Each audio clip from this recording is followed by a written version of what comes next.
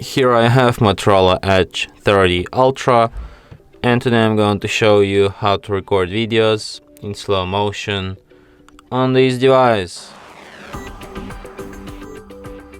So firstly you have to open camera, then switch to slow motion mode, and now we can record anything but in slow motion. So I don't know, let's record some toilet paper roll spin. So let's get it.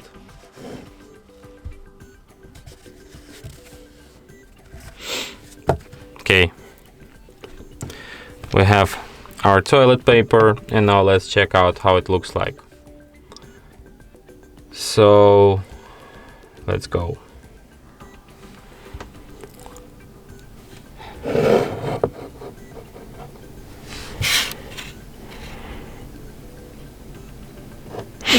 So as you can see, toilet paper rolls extremely slow, insanely cool, just like in your favorite Hollywood action movies. Look, like, whoa, it's a breakdance toilet paper. Just unbelievable. And that's it. Thanks for watching.